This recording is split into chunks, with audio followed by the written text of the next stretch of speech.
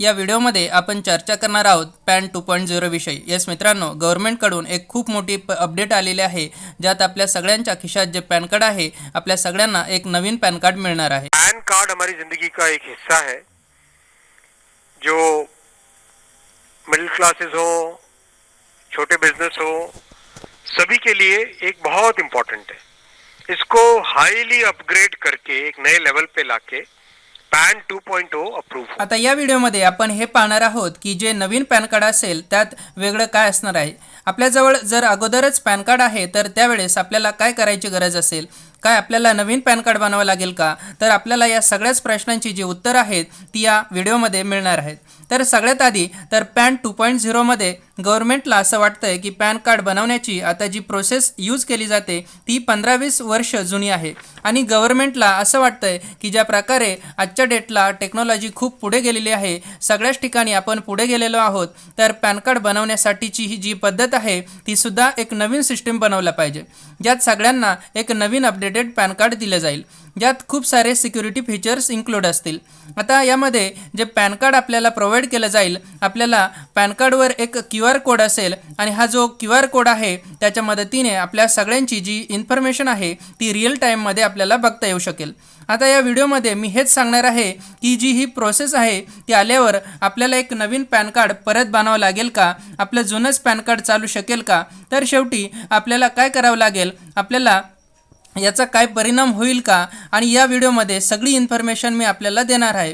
तर सगळ्यात पहिल्यांदा तुम्हा सगळ्यांना सांगतो की मित्रांनो, पॅन आजच्या डेटला आपल्या जीवनाचा असा एक भाग बनला आहे, याच्या मदतीने कोणताही मोठा एखादा व्यवहार करायचा असेल, एखादा बँक अकाउंट ओपन करायचं असेल, कोणतीही अशी वस्तू जी आपल्याला खरेदी करायची आहे जिची किंमत 50,000पेक्षा जास्त आहे, अशा वेळेस आपल्याला पॅन कार्ड प्रोव्हाइड करावं लागतं।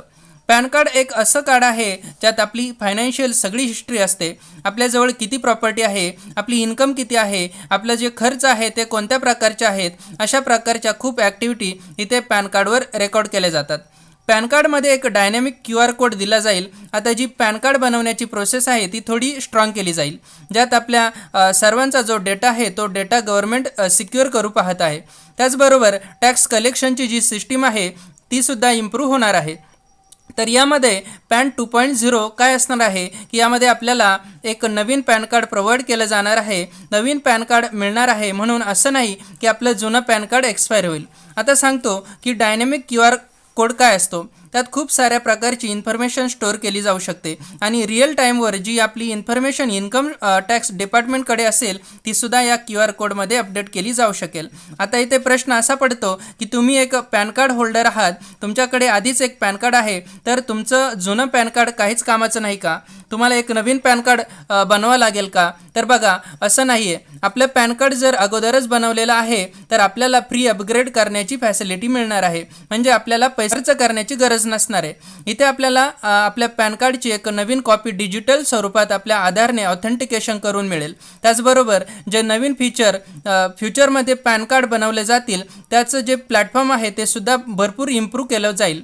इथे आपल्या सगळ्यांना आतापर्यंत पॅन कार्ड बनवण्यासाठी खूप सारे डॉक्युमेंट द्यावे लागत आहेत, त्याची जी प्रोसेस आहे ती सुद्धा स्मूथ केली जाईल। आपण आपलं एक नवीन पॅन कार्ड बनवू शकाल ज्यावर आपला QR कोड सुद्धा दिला जाईल। आता इथे आपलं जे पॅन कार्ड आहे ते जर अपग्रेड करायचं आहे तर त्याची प्रोसेस थोड्याच दिवसात स्टार्ट होणार आहे।